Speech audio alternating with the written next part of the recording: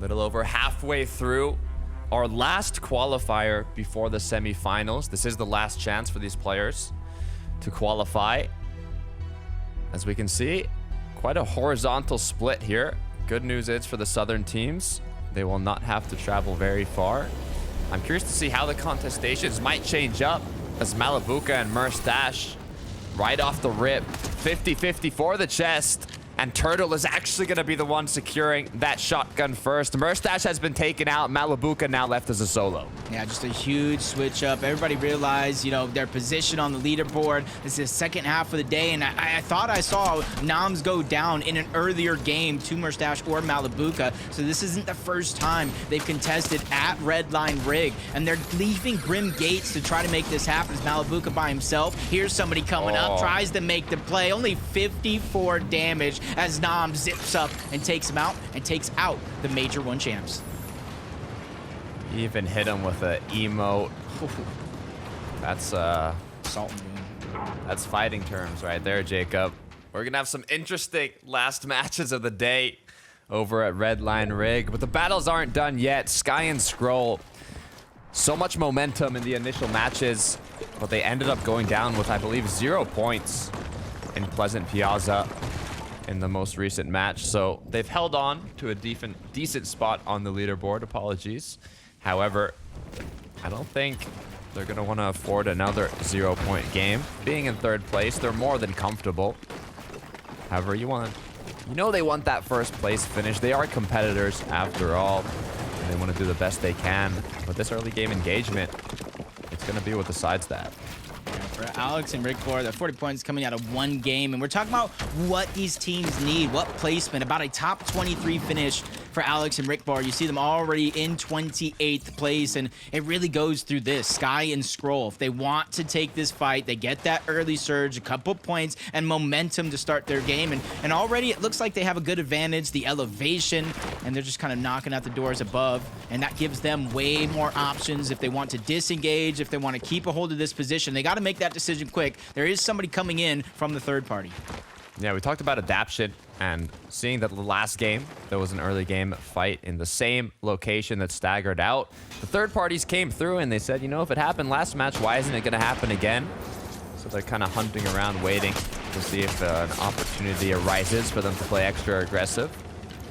As Demas and Saren here. Stars, was it? What Vinny Miner said it means in Welsh, the name? Ooh, I like it. Oh, whoa, whoa, whoa, whoa. Was that a hip fire? was that? It might have just been. Just to hit that shot. He's like, okay, I did what I came to do. I got my shot. And you can see how well they're playing. You know, shots like that is just a story of their game. One of the few teams that plays top 10 in every game so far today, which is surprising because we're also talking about how chaotic it is, how every team is finding struggles, whether if it's one game or the next, but they're still figuring out a way to be consistent. Look at this. Sky went down, and Scroll is still up, and you might think, okay, Scroll clutched the 1v2. He's got 0 E-lives, so clearly not here. The question that I'm asking myself is, what happened? Because there's no duos even chasing them. Looks like Cammy might be left alone here as well, as he's getting aggressed on by 2 players. Look, I have to imagine Seti's down because he's nowhere inside on the mini-map. Cola being popped by Polish. Teammate just trying to go in, trying to get those multiple angles, and Seti and Cammy in their consistent run has finally met a roadblock here in game number 4. And that's a good amount of confidence to start building up. Confidence that you've needed because the first half of the day did not go their way, not even a single bit. And this is a team that's looking to kind of make some history in their own mind and qualify for their the grand finals.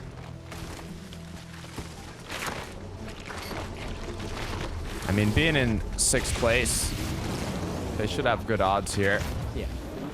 Chapantini, though, once again, making use of those nitro rings to get the zone. You can see they have that forecast tower in sight, and it doesn't look like there's any players around there. At least not just yet. One of the not first yet. They're going to get the launch pad, build up on the mountain above, build up around the actual forecast tower, make it look intimidating for a team. if they do want to try to move over to the forecast tower and try to make it part of their own game plan. As Hijoe just kind of gets tagged up. That's Pablo and Tony. Doesn't look like they're going to get all aggressive just yet. They're just kind of looking for Surge. You see him disengaging out. But it doesn't just stop there. There is another team towards the eastern side of Kyto and Hijoe they got to watch out for. Yeah, they're aware of their surroundings, so shouldn't do anything to put them in a situation they don't want to be in. In the meantime, though, by Mount Olympus, we do have a bit more aggression here. Hormic is going to have to be careful. Going to have to turn into the GOAT if he wants to get out of this situation here. Both players with almost 200 effective HP and shield, aggressing from various sides at once. It's difficult to come out on top. Yeah, especially by yourself. His only saving grace right now is that third party that's just above them trying to move in and causing a little bit of distraction for him to get out. Sleevan's critical right now. It just seems like they're just persistent, just trying to take multiple angles until it finally ends right there. And luckily for them, that third-party team did not move a single inch in this direction. But it's still something that, even though they don't have that information, we all got to be aware of because they can come crashing down at a moment's notice, just like this. Over on the other side of the map, Haris and Hijoe versus Gears and Chari. And I already talked about Gears and Chari needing a minimum placement today if they want to reach that upper bracket side of things, which is not easy at all. They need about 25th, and they're just outside of that. Haris and Hijoe have been having a tough day today. I feel like every time we look at them, they're in a fight, and they're not on the winning end. They're always low on HP, low on shield.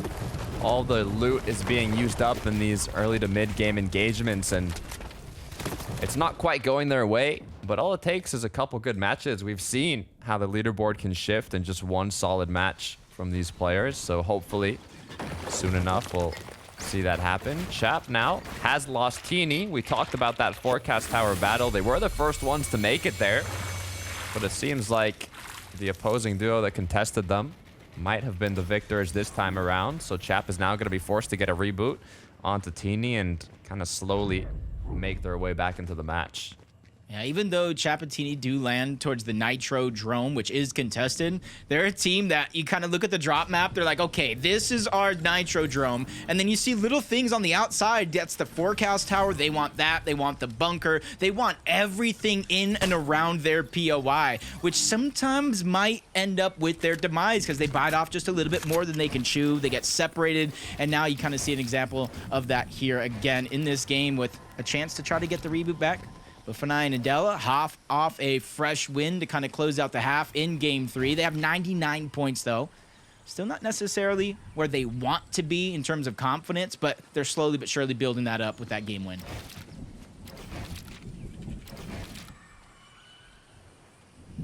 "71 players up." Storm Surge today has been a lot more active than in the previous qualifier. So you can tell that these players are learning and adapting and able to stay up longer. Could it be the changes to Nitro that's just causing less players to get eliminated overall, meaning Storm Surge is taking stronger? Or is it just these players adapting? As it looks like Hijoe and Haris, I spoke about it. They've been having some tough fights in the mid game, but after taking out Scroll, now they're looking, I wasn't going to say healthier, but to be fair, 5 total builds for Hijoe. It's not like Scroll had a lot of loot either. That's another almost 0-point game for Sky and Scroll after the incredible start they had. It's probably going to drop them down the leaderboard quite a bit. Yeah, sometimes it's not always how you start, but how you finish. Reason and Video, 80 points so far. They're definitely up there on the leaderboard, and they don't necessarily need it to kind of clinch their spot in the upper bracket. Or at least not just yet. You still need to perform just a little bit better. 62nd on the series point leaderboard for them. So they have their lower bracket. They have their semifinal spot secured. They just need a little bit more to make sure that they have the upper bracket secured. That's what's important. Semifinals are incredibly hard to qualify to. But even then, being in the upper bracket of semifinals, it's difficult, but if you manage to do it, the amount of opportunities you get to qualify directly to the grand finals is significantly more than the lower bracket. So you want to do anything possible to try and get the job done.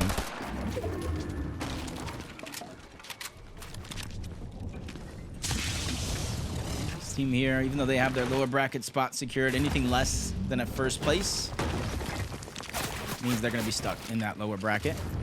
At least they're just kind of playing with very little pressure compared to some that have to go ahead and have much higher stakes, much harder for them to kind of achieve. You get a little bit heartbroken if you don't kind of make out for it, but at least you have a few weeks to kind of replan, reassess the situation, figure out if it's exactly where you want to drop. As Chap is finally getting spotted out. That's Noms and Turtle that know that he is a solo. He's unable to get the reboot card back up and Teeny back into the game just yet.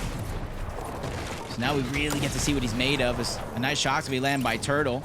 And there it goes, back-to-back shots. Turtle ends that one with just a sliver of HP. Not close I at swear all. that was one. I swear he had 1 HP, 100% after that engagement. Good news is Noms were there to save the day if worst was gonna come to worst. However, for Fastroki, Raban, and Alex Rickbor, they're in their little box fight as well here. So Strokey had a quick opening, fortunately enough though. Still 76 shield. Big shot potentially connecting. It's gonna be a 91. My question is, initially I thought this could just be back and forth for a bit of damage, but seeing that there's only 6 builds for Strokey, they either are gonna wanna go back and recuperate their materials or finish this engagement off. If you look at the mini-map, they're getting chased right now. So it looks like this fight might have to finish in a battle. Yeah, that was good damage for Rickbar and Alex. And it's good for them to kind of turtle down. They waited until they healed up to go back on that chase. They know exactly where Fastroki and Robon are at. So even though they're not safe in the zone, they know it's not too far away until they find that safety. They're just going to go ahead and rotate, maybe gatekeep them out and worry about them later, because even though they have a little bit more builds, a little bit more resources for them to use, you know as well as I do, in 4th zone looking like this, nah, this is not where you want to be. So disengaging the smart play, try to loot up, get those resources that you need if you want to make it deep into this game 4. First island has appeared. The first duo now looking to claim it. Will there be a contestation, though? It looks like there might be. The pressure needs to be applied now, though. You have to show that you want to fight it, or on the other hand, give it up. There are rifts below that they can use to rotate, but it looks like they weren't too interested in fighting that one out. Not just yet. Not just yet, at least. And this is going to be a good amount of loot that they're getting. Not necessarily the materials, but once they capture the actual rift, they're going to get a little bit of an upgrade. And if you see that Rift Island is on the north side of where the map is currently at in the zone, we are going to move towards the south. Maybe even a far east pool. So a lot of these teams that are already positioned on that side of the map have to make that conscientious decision. Do you continue to go deep, hope for some sort of 50-50 go in your favor, or do you just stay all the way towards the edge, risk that far pool? But for more often than not, like I've been talking about, it does pull away from that Rift Island. Ooh, Saren has been knocked out. Lunas left alone now. Looks like he is gonna choose to pop that Flowberry Fizz. I was thinking if he's considering going through the Nitro Ring, and it's gonna be Akira and Easy. On the other hand, kind of taking shots. I don't know, I'm trying to think of the reboot here.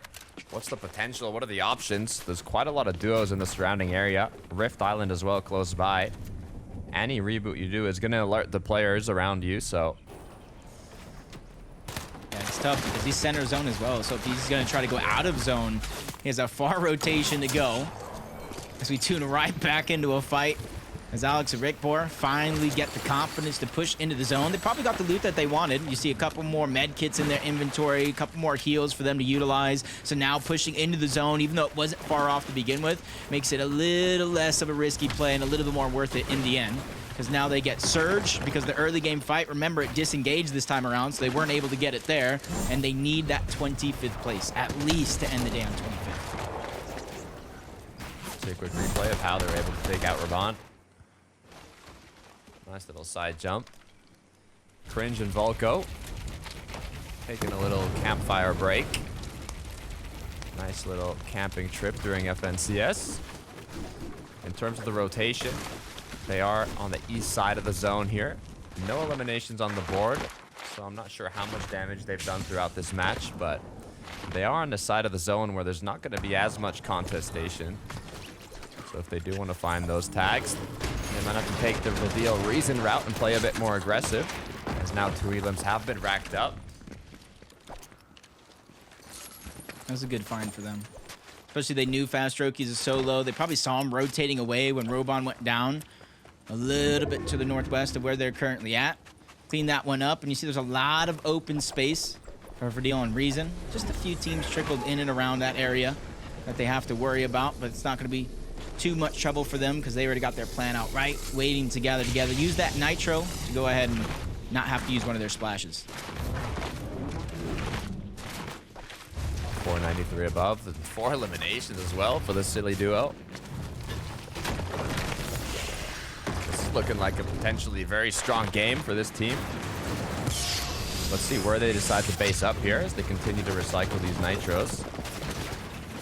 They don't necessarily have to get too deep into zone yet, as they'll have another chance to rotate here shortly. So you can see they're already starting to use more hard mats. Metal, he can even refarm the railings here probably. I'm gonna just wait it out and see where this next zone appears in 15 seconds. Decide to rotate from then. In these 5th, 4th, 6th zones, it's such a wide space that you do have a bit more options to choose your rotation, even using the environment here for the ridge. So they should be able to conserve quite a few materials when they make it to zone, especially since they don't have to focus on getting damage like Wallvax does here. I just look towards the side. Rift Islands there.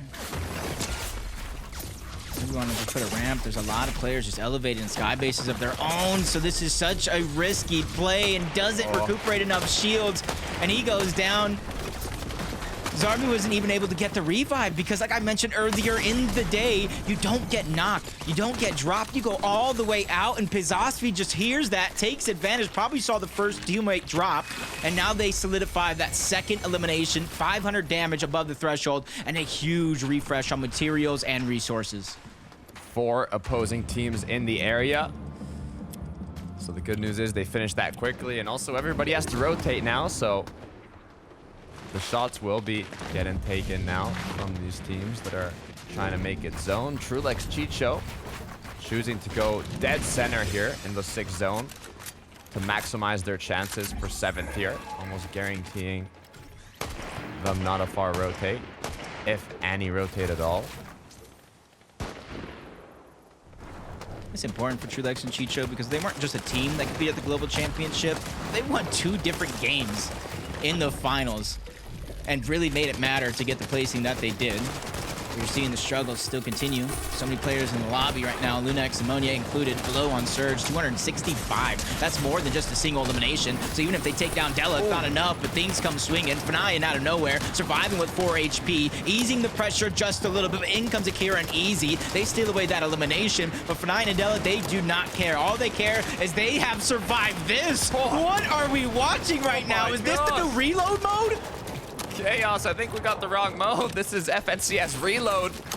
Major 3, Akira Easy taking shots down below, the pressure being applied to their walls, all while for 9 and Dela are just healing down below. You gotta be careful here. Even if you come out on top in one of these engagements, it's gonna be a 3rd party, a 4th party, a 5th party. The whole squad is here, and they're hungry. I'm just laughing because in the mini-map, there's more people rotating over in this position as Monia is just trying to survive. Cola's out, Mini's gone, Flowberry Fizz is all he has left at 142 below the threshold. He's ready to fight it out. No sense in trying to out-heal this, but a couple of missed shots. That is going to be it. Whether he went down to Surge or to Soar in that elimination, he is gone. Went down fighting, 23 HP, and he was running in like he had 500. Bad news was the Surge was taking no options other than that one. For 9, Dela now back in the game, HP recuperated, spare medkits even to go, and even a dash that they can use here. The issue is they know if they play aggressive with the amount of duos surrounding them, it might not even be worth it. All they got to do is stay up here. They have enough damage. They're in the zone, and they just want to stay up. But you got to be careful. Thomas HD and Queasy, they catch for 9 from the back. the surprise attack successfully executed as now Della is left alone. That was perfect by Queasy and Thomas. They saw all this noise going down. They're like, what is that? And they're probably like, do we want to be a part of it? Do we not want to be a part of it? But they slowly rotated in. They tunneled for safety because they knew how dangerous it was, and they snuck that elimination away. And now you can see they're not playing too risky. They got their damage from Surge, 383 above. They got the refresh. They got the materials. And now they just need to worry about staying alive, because you got to imagine with players still fighting for this long, he's got to be down on Surge in that direction. You can see now the northwest side of the zone. Not a single duo in sight, all depending on where there's half in, half out pulls. We're going to see a lot of duos rotating or none at all. And look at that, pulling right towards the congested side. So quite a few lucky duos here. Demas, though, not going to be one of them. And it's just unfortunate that he has a DMR, and then on top of that, he doesn't have a lot of medium ammo. This probably would have been fun if he had a Thunderburst or some sort of AR to join into the mix, saying, hey, one of my shots will accidentally sneak through. But now he has to be precise. He has to be very, very calculated. With Storm Surge now ticking the shields down, 126 below, he has to start going on the hunt, and his first look is all the way towards the bottom. He knows there's at least one cactus there, and he's hoping that is going to be enough to try to keep him alive for Storm Surge. I think it might be. Popped. He's gonna need more than some apples though, Jacob. I don't know. 29 HP. Waiting. Clock ticking, and it appears just in time. 4 HP brought back to 34, but as the ticks continue, drop to 9, 1 tick away, and Demas is out. Yeah, he just needed one player to drop. Unfortunately, that one player that did drop for that moment was him, but we're going into the next zone with Storm Surge on yet again. These players are going through everything just to try to survive as Trulex and Hijoe, the bare minimum, 95. Cringe, Volko, a different story, 110 below, but they found one. That's Chari on the other side. Great shots, but it's still not enough, especially now that he is going to be by himself. Volko probably went down to the Storm. Lost the Surge from Volko, 58 below. Now Cringe left alone. Good amount of loot and materials to work with, but he needs that damage. Pressure's being applied to him from above. It could be a potential opening to shoot back and trade those shots. However, just being 3 below, it's not like he has to risk too much at all. Minis being popped, looking for that opening.